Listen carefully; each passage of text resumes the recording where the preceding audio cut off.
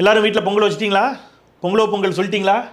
பொங்கலை பற்றி உங்களுக்கு தெரியாத பல புதிய தகவல்களை சொல்லலாம் அப்படிங்கிறதுக்காகத்தான் இந்த காணொலிங்க. ஆமாம், நம்ம எத்தனையோ வருஷம் பொங்கல் கொண்டாடுறோம், வருஷம் வருஷம் பொங்கல் வைக்கிறோம். பொங்கலை பற்றி என்ன சார் புதிய தகவலை சொல்லிட போகிறீங்க? பொங்கல் பொங்கல் தானே. மாட்டு பொங்கல் ஜாலியாக இருப்போம், ஓகே. காணும் பொங்கலுக்கு போவோம், ஜல்லிக்கட்டு நடக்கும் அப்படின்னு நீங்கள் நினைக்கலாம். இல்லைங்க, பொங்கலை பற்றி நிச்சயமாக நான் இப்பொழுது சொல்லப் போகின்ற இந்த செய்திகளை ஒரு சில நண்பர்கள் அறிந்திருக்கலாம். பல நண்பர்களுக்கு அறிந்திடாத புதிய செய்திகளை உங்களுக்கு சேர்க்க வேண்டும் என்பதற்காக இந்த காணொளி. அவசியம் இந்த காணொலியை முழுமையாக பாருங்கள். அதாவது தமிழர்களுடைய ஒரு பண்பாட்டு திருவிழா பொங்கல், அதை பற்றி நாம் ஒவ்வொருவரும் இந்த செய்தியை, இப்போ நான் சொல்ல போகிற செய்தியை தெரிந்து வைத்துக்கொள்ள வேண்டும் என்பதற்காக இந்த செய்தியை உங்களுக்கு இந்த பொங்கல் திருநாளில் பதிவு செய்வதில் பெருமகிழ்ச்சி. அனைவருக்கும் இனிய பொங்கல் மற்றும் தமிழ் புத்தாண்டு நல்வாழ்த்துக்களை தெரிவித்துக் கொண்டு இன்றைய காணொலிக்குள் செல்கின்றேன். அனைவருக்கும் வணக்கம். இது தமிழ் கேள்வி. மீண்டும் உங்களை சந்திப்பதில் மிக்க மகிழ்ச்சி. நான் செந்தில், இது செந்தில் வேல் வீச்சு. ரொம்ப சந்தோஷம், மகிழ்ச்சி. அதாவது மற்ற பண்டிகைகள் எல்லாம் ஏதேனும் ஒரு சமயம் சார்ந்த, மத நம்பிக்கை சார்ந்த விழாக்களாக இருக்கும் இல்லையா? பொங்கல் மட்டும்தான் ஒரு இனம் சார்ந்த விழா. ஒரு ஒட்டுமொத்தமாக உலகம் முழுவதும் இருக்கக்கூடிய தமிழ் இனத்திற்கான ஒரு விழா அப்படின்னு சொன்னால் அது ஒரு பண்டிகை அப்படின்னு சொன்னால் அது பொங்கல் பண்டிகை தான். இந்த பொங்கல் நம்ம என்ன விதத்தில் தனிச்சிறப்பு அப்படின்னு கேட்டிங்கன்னா, நன்றி சொல்வதற்கு என்று உலகில் இருக்கக்கூடிய ஒரே விழா பொங்கல்ங்க. நன்றி சொல்கிறோம். நம்ம யாருக்கெல்லாம் நன்றி சொல்கிறோம் அப்படின்னு கேட்டிங்கன்னா, பொங்கல் நம்ம என்னெல்லாம் பொங்கல்? 3 பொங்கல்ங்க. ஒன்று நம்ம பொங்கல், தைப்பொங்கல், அடுத்தது மாட்டுப்பொங்கல், காணும் பொங்கல், 3 விதமாக வச்சுருக்குறோம். இந்த தைப்பொங்கல் திருநாள் அன்று நாம் யாருக்கு நன்றி சொல்லிக்கிறோம் அப்படின்னு கேட்டிங்கன்னா, இயற்கைக்கு. நமக்கு இந்த விளைச்சலை தந்த விவசாயிகள் தைப்பொங்கல் அன்று என்ன செய்வாங்க? அறுவடை செய்து இல்லையா, புது காய்கறி, புது அரிசி எல்லாம் வச்சு நம்ம என்ன செய்கிறோம் அப்படின்னா, இந்த வேளாண்மைக்கு, இந்த விவசாயத்திற்கு பேருதவியாக இருந்த, பிரபஞ்ச சக்தியாக அவன் நினைக்கக்கூடிய சூரியனை, ஆனால் சூரியன் இல்லைன்னா உலகம் என்ன ஆகும்? சூரியன்லேருந்து தானே உலகமே தோன்றியதுன்னு நம்ம சொல்கிறோம். அப்போது தமிழன் என்ன செய்கிறான்? இந்த சூரியன் இல்லை அப்படின்னு சொன்னால் இந்த இந்த இது எதுவுமே இல்லை. அப்போ இந்த விளைச்சலையெல்லாம் யாருக்கு அவன் படையலிடுகிறான்? இந்த இயற்கைக்கு படையலிடுகிறான். இயற்கைக்கு படையலிட்டு இயற்கைக்கு நன்றி சொல்லுகிறான். குறிப்பாக சூரியனுக்கு நன்றி சொல்லுகிறான். அதனால தான் நாம் என்ன செய்கிறோம்? இப்போ எல்லார் வீட்லேயும் வேறு வழி இல்லை. நம்ம நகரவாசிகளாக மாறிக்கொண்டிருக்கிறோம். பல இடங்களில் அப்பார்ட்மெண்ட்டுக்குள்ளே கேஸ் ஸ்டவ்வில் விட்டுறோம். ஆனால் இன்னமும் கிராமங்களில் ஓப்பன் பிளேஸில் நம்ம பொங்கல் வைக்கிறது ஏன் அப்படின்னு கேட்டிங்கன்னா, அது இயற்கைக்கு, சூரியனுக்கு நன்றி சொல்லக்கூடிய ஒன்று. அப்போ முதல் நாள் நாம் யாருக்கு நன்றி சொல்கிறோங்க? நமக்கு மேலாக இருக்கக்கூடிய இயற்கைக்கு நன்றி சொல்லுகிறோம். இது தைப்பொங்கல். அடுத்தது, இயற்கையை தாண்டி இந்த வேளாண்மைக்கு, இந்த விவசாயத்திற்கு நமக்கு உறுதுணையாக நின்றது எது அப்படின்னு கேட்டிங்கன்னா, எருதுகள் இல்லையா? மாடு, நம்முடைய கால்நடைகள், குறிப்பாக நம்முடைய எருதுகள். அது ஏர் பூட்டுவதில் தொடங்கி ஒன்றுலையும் நமக்கு என்ன செஞ்சுருக்குது? அப்போ இந்த கால்நடைகளை கொண்டாடணும். அதில் குறிப்பாக மாடுகளை கொண்டாட வேண்டும் அப்படிங்கிறதுக்காகவே அந்த மாடுகளுக்கு நன்றி சொல்லக்கூடிய ஒரு விழா. அப்போ முதல் நாள் தனக்கு மேலாக இருக்கக்கூடிய இயற்கைக்கு நன்றி சொல்லுகிறான் தமிழன். அடுத்த நாள் ஐந்தறிவு உயிரினமாக இருந்தாலும் அது எனக்கு இந்த வேளாண்மைக்கு, இந்த விளைச்சலுக்கு உதவி செய்திருக்கிறது என்று அந்த மாடுகளுக்கு நன்றி சொல்லுகிறான். அது மாட்டுப் பொங்கல்ங்க. 3வது நாள் காணும் பொங்கல். இயற்கை, மாடு, இதை தாண்டி இந்த வேளாண்மையை நான் தனியாக செய்ய முடியாதுல்ல, இந்த விவசாயத்தை நான் தனியாக செய்ய முடியாதுல்ல. எனக்கு களபரிக்கிறதுக்கு ஒரு 10 பேர் வேணும் இல்லையா? நாற்று நட 10 பேர் வேணும். அப்போது உறவுகளோடு, நட்புகளோடு, உறவுகளோடு, சாதி, மதம், இனம் கடந்து யாரெல்லாம் என்னோடு இந்த வேளாண்மைக்கு, இந்த விளைச்சலுக்கு என்னோடு உதவி செய்தார்களோ, பங்கிட்டு கொண்டார்களோ, அவங்க எல்லோரும் கூடி மகிழ்ந்து, எல்லாரும் ஒரே இடத்துல ஒன்றா கூடி கண்டு, அதுதான் காணும் பொங்கல். ஒருவர் கண்டு மகிழ்ச்சியை பரிமாறிக்கொள்வது அப்படிங்கிறது காணும் பொங்கல். இன்றைக்கி காணும் பொங்கல்லாம் இப்போ நகரங்களில் மெரினா பீச்சுக்கு அல்லது சென்னையில் மெரினா பீச்சுக்கோ நம்ம மண்டலூர் ஜூவுக்கோ போகிறது ஆயிடுச்சு. ஆனால் நான் சிறு வயதாக இருக்கும்போதெல்லாம் பார்த்திங்கன்னா, எங்கள் ஊரில் ஆற்றுக்கு போவோம். ஆற்றுல போய் அந்த காணும் பொங்கல் அன்றைக்கி என்ன பண்ணுவாங்க அப்படின்னு கேட்டிங்கன்னா, இந்த பொங்கல் வச்ச அன்றைக்கி அந்த பச்சரிசியில் தான் பொங்கல் வைப்பாங்க. அந்த பொங்கல் அது அடுத்த நாள் பழங்கறி, அந்த திருநெல்வேலி பக்கம் பழங்கறிமாங்க, அந்த பழங்கறியெல்லாம் எடுத்துக்கிட்டு, பனங்கிழங்கு இதெல்லாம் எடுத்துகிட்டு, கரும்பெல்லாம் எடுத்துகிட்டு ஆற்றுக்கு போகிறது. ஆற்றுல போய் எல்லோரும் விளையாடுவாங்க, கபடி விளையாடுவாங்க. ஆற்றுல என்ன செய்வாங்கன்னா, ஊற்று தோண்டுவாங்க. அந்த ஊற்றுலேருந்து தண்ணீர் வரும். ஊற்று தோண்டி அந்த தண்ணியை எடுத்து வடிகட்டி அந்த தண்ணீரை தான் என்ன செய்கிறது? குடிக்கிறது. போய் ஒரு நாள் முழுக்க அங்கே கபடி மற்ற விளையாட்டுகளெல்லாம் விளையாடுறது. அப்புறம் என்ன பண்ணுறதுன்னா, அந்த தேங்காய் இருக்குல்ல, தேங்காயினுடைய கண்ணை மட்டும் உடச்சி அது உள்ளே வெல்லம்லாம் வச்சு திணிச்சு நல்ல ஒரு குச்சியை எடுத்து ஷார்ப்பாக்கி அந்த குச்சியை அதில் சொருகி அடைச்சிட்டு அங்கே இருக்கக்கூடிய இந்த காய்ஞ்ச முள்ளெல்லாம் இருக்கும் ஆத்தங்கரையில், அதில் தீயை கொளுத்தி இதை தூக்கி அது உள்ளே போட்டுறது. அப்புறம் இது சுட்ட உடனே அதை எடுத்து அதை உடச்சி சாப்பிட்றது. இந்த மாதிரி எல்லோரும் சேர்ந்து மகிழ்ந்து இருந்து மாலை தான் எல்லோரும் வீட்டுக்கே வர்றதுன்னு வைங்களா, சாயங்காலம் ஆகிடுங்க வீட்டுக்கு வர்றதுக்கு. ஸோ கண்டு உண்டு பரஸ்பரம் மகிழ்ச்சியை வெளிப்படுத்தக்கூடிய ஒரு விழாவாக காணும் பொங்கல். அப்போ நன்றி சொல்கிறான் பரஸ்பரம்.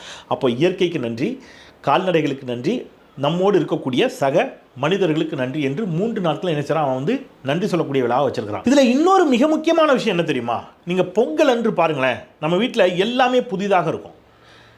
புத்தாடை, புது அரிசி அறுவடை செஞ்ச அந்த அரிசி, புது அரிசி, புது காய்கறிகள், பானை கூட புது பானைங்க, புது பானை செஞ்சு வாங்கிட்டு வருவாங்க. அடுப்பு கூட என்ன செய்வாங்கன்னா, நான்லாம் சின்ன பிள்ளையா இருக்கும்போது வீட்டில் அடுப்பு செஞ்சுருக்குறோம். எங்கள் அப்பா மண்ணெல்லாம் குழச்சி வீட்டில் அந்த சருவ சட்டிமாங்க எங்கள் ஊர் பக்கம்னா, அந்த மாதிரி ஒரு சட்டிக்குள்ளே அந்த களிமண்ணை போட்டு அதை தலைகீழ கவுத்தி அதை காய வச்சு, அதுதான் என்னது பொங்கலுக்கு அடுப்பு. அப்போ புது அடுப்பு, புது ஓலை, அரிசி எல்லாமே, புது வெல்லம் எல்லாமே புதிதாக இருக்கும். அதனால தான் பழையன கழிதலும் புதியன புகுதலும் அப்படிங்கிறாங்க. எல்லாமே புதிதாக இருக்குங்க.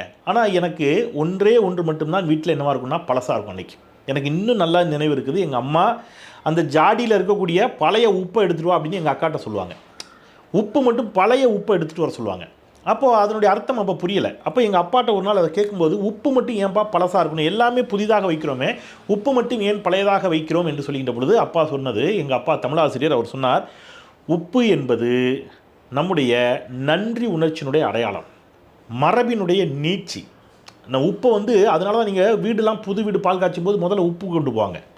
நீங்கள் ஏதாவது ஒரு பலசரக்கு கடையில் கிராமங்களில் இன்னும் அந்த மரபு உண்டு, பண்பு உண்டு. நீங்கள் ஒரு கல்யாண வீட்டுக்கெலாம் நல்லதுக்கெலாம் லிஸ்ட்டு போடும்போது முதல்ல மஞ்சள் எழுதுவாங்க அல்லது உப்பு எழுதுவாங்க. நீங்கள் இன்னமும் புதுமனை புகு விழாக்களுக்கு முதல்ல உப்பு தான் வாங்கிட்டு போவாங்க.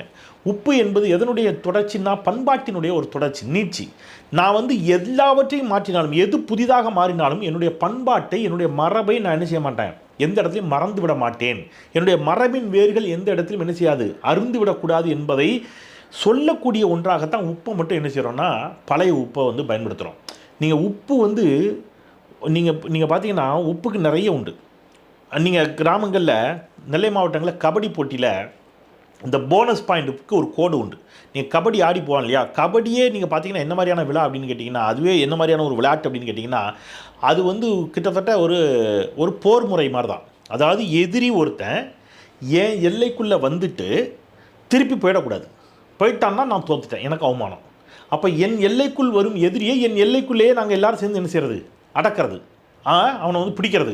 அதுக்கு தான் எல்லோரும் கை கோர்த்து விளையாடுவாங்க கபடியில். கை கோர்ப்பது ஏன் அப்படின்னு கேட்டிங்கன்னா, நாம் நமக்குள்ளே இருக்கக்கூடிய பிரிவினையை மறந்து எதிரியை பிடிக்கிறதுக்கு எல்லாரும் கரம் கோர்த்து ஒன்றாக எதிரியை வீழ்த்த வேண்டும் என்று கற்றுக் கொடுக்கக்கூடிய ஒரு விளையாட்டு கபடி. அதில் அந்த போனஸ் பாயிண்ட்டுன்னு இப்போ ஒன்று சொல்கிறீங்கல்ல, அதுக்கு எங்கள் ஊர் பக்கம் என்ன பேர் தெரியுமா, உப்பு குத்தி கோடுன்னு பேர். அந்த கோட்டுக்கு பேர் உப்பு குத்தி கோடு. அந்த உப்பு குத்தி கோட்டை தொட்டுட்டிங்கன்னா, அவர் எதிரிலேருந்து வரவர் தொட்டுட்டாருன்னா அதுக்கு ஒரு பாயிண்ட் உண்டு. ஏன் அந்த கோட்டுக்கு உப்பு குத்தி கோடுன்னு பேர் வச்சாங்கன்னா, அது மானத்தோடு தொடர்புடையது. எதிரி ஒருத்தன் வந்துட்டு அதை தொட்டுட்டானா மானம் போயிடுச்சு. அதனால் இப்பவும் கேட்குறோம்ல, சோத்தில் உப்பு போட்டு சாப்பிட்றேன் அப்படின்னு கேட்குறோம் இல்லையா. அப்போ உப்பு என்பது மானத்தின் அடையாளம், மரபின் நீட்சி. எனவே உப்பு மட்டும் என்னவாக இருக்கணும்னு சொன்னோம், பழையதாக இருக்க வேண்டும் என்று வைத்தார்கள் தமிழர்கள். இப்படி பொங்கலுக்கு பின்னாடி ஆயிரம் காரணிகள் இருக்கின்றன. நம்ம எந்த காரணங்களும் இல்லாமல், காரணிகளும் இல்லாமல் பொங்கலை நம்ம என்ன செய்கிறது இல்லைங்க, கொண்டாடுறதில்லை. அவ்வளவு சிறப்பு வாய்ந்த பொங்கலை இன்றைக்கி உலகம் முழுவதும் தமிழர்கள் உற்சாகமாக கொண்டாடி கொண்டிருக்கிறீர்கள். இந்த இடத்துல நான் வள்ளுவனை நினைத்து பார்க்கிறேன். நான் என்னுடைய முகநூல் பக்கத்துலையும் ட்விட்டர் பக்கத்துலையும் அதை செய்தியாக பதிவு பண்ணியிருந்தேன். யூடியூபுக்கும் அதை பதிவு பண்ணுங்கிறதுக்காக பண்ணுறேன். ஏன் நம்ம உழவர் திருநாள் அப்படிங்கிறோம், உழவர்களுக்கு ஏன் இவ்வளோ இம்பார்ட்டன்ட் கொடுக்குறோம் அப்படின்னு தெரியுமா? வள்ளுவன் சொல்கிறாங்க. வள்ளுவனை பற்றி பேசிக்கின்ற பொழுது சொல்லுவோம், வள்ளுவர் இந்துவா சமணரா இல்லையா, ஆளாளுக்கு இல்லை அவர் கிறிஸ்தவர்னு ஒருத்தர். வள்ளுவன் என்ன மதத்தை சேர்ந்தவனாக இருப்பான் அப்படிங்கிற கேள்வியெல்லாம் ஆராய்ச்சியெல்லாம் பண்ணிகிட்ருக்காங்க. வள்ளுவனுக்கு கடவுள் நம்பிக்கை இருந்துச்சா இல்லையா, இப்படிலாம் கேட்கின்ற பொழுது இந்த உழவர் திருநாளில் நான் ஒன்றை உறக்க சொல்ல விரும்புகிறேன். வள்ளுவன் தெய்வம் என்று சொல்கிறான். யாரை தெய்வம்னு சொல்கிறான் தெரியுமா? வள்ளுவனுக்கு தெய்வ நம்பிக்கை இருந்துச்சா அப்படின்னா, ஒரு திருக்குறள், தெய்வத்தால் ஆகாதினும் முயற்சி தன் மெய் வருத்த கூலி தரும் அப்படிங்கிறான். தெய்வத்தாலேயே முடியாட்டாலும் நீ முயற்சி பண்ணால் நீ வெற்றி பெறலாம் அப்படின்னு வள்ளுவன் சொல்கிறான். அப்போ தெய்வத்தாலேயே முடியாவிட்டாலும்னு வள்ளுவன் சொல்லிவிட்டான் என்றாலே தெய்வம் என்று ஒன்று இருப்பதை அவன் என்ன செய்கிறான், அக்செப்ட் பண்ணிக்கிறான். அக்செப்ட் பண்ணிக்கிட்டா தான் தெய்வத்தால் முடியாட்டா கூட அப்படின்னு சொல்கிறான்னு அர்த்தம். பகுத்த நாத்திகவாதிகள் இல்லை தெய்வம் என்று ஒன்று இல்லை என்பதால் தான் வள்ளுவன் அப்படி சொன்னான்னு சொல்லுவாங்க. பட் அவன் தெய்வம்னு ஒன்று இருக்குது அப்படிங்கிறதுனால தான் தெய்வத்தால் முடியாவிட்டாலும் நீ முயற்சி பண்ணால் வெற்றி பெற முடியும்னு சொல்கிறான். சரி, அப்போ தெய்வம் என்ற ஒன்று இருக்கிறது என்று வள்ளுவன் சொல்லிவிட்டால் அந்த தெய்வம் யார் அப்படின்னு வள்ளுவன் சொல்லணும் இல்லையா? சொல்லியிருக்கான். தெய்வம் யாருன்னு சொல்கிறான் அப்படின்னா, வையத்துள் வாழ்வாங்கு வாழ்பவன் வானுரையுள் தெய்வத்துள் வைக்கப்படுங்கிறான்.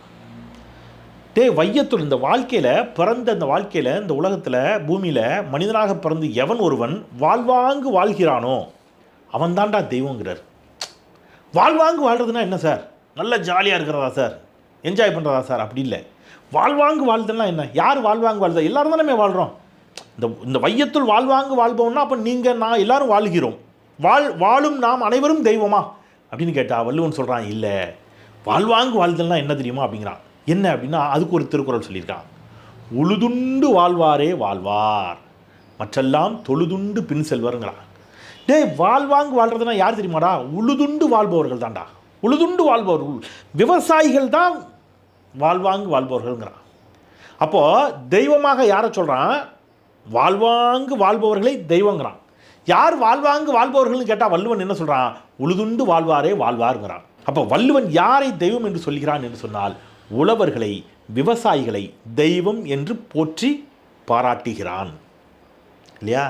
அப்போது இந்த உழவர்களுக்கு நன்றி சொல்லக்கூடிய ஒரு விழா, இந்த விவசாயிகளுக்கு நன்றி சொல்லக்கூடிய ஒரு விழாவாகத்தான் இந்த பொங்கல் விழாவை நாம் உற்சாகமாக கொண்டாடி கொண்டிருக்கின்றோம். உலகம் முழுவதும் பொங்கலை கொண்டாடி கொண்டிருக்கக்கூடிய அத்துணை தமிழ் கேள்வி சொந்தங்களுக்கும் தமிழர்களுக்கும் நெஞ்சம் நிறைந்த இனிய தமிழர் திருநாள், தைப்பொங்கல் நன்னாள், தமிழ் புத்தாண்டு நல்வாழ்த்துகள் அப்படிங்கிறத மிகுந்த மகிழ்ச்சியோடு தமிழ் கேள்வி சொல்லிக்கொள்கிறது. தொடர்ந்து தமிழ் கேள்விக்கு உங்களுடைய பேராதரவை தாருங்கள். உங்களுடைய பொங்கல் குறித்த உங்களுடைய அனுபவங்களை, நீங்கள் சிறுபிள்ளையாக இருந்த பொழுது, இளைஞர்களாக இருந்த பொழுது உங்களுடைய பொங்கல் குறித்த அனுபவங்களை கீழே பின்னூட்டமிடுங்கள். இந்த செய்தி உங்களுக்கு இனிக்கத்தக்க செய்தியாக இருக்கும் என்ற நம்பிக்கையோடு இதை நீங்கள் எல்லோருக்கும் எடுத்து செல்லுங்கள், பகிர்ந்தளியுங்கள், பந்தி வையுங்கள் இந்த செய்தியை என்று சொல்லி மீண்டும் ஒரு முறை பொங்கல் வாழ்த்துக்களை சொல்லி விடைபெறுகின்றேன். குரலற்றவர்களின் குரலாய் நான் செந்தில். நன்றி.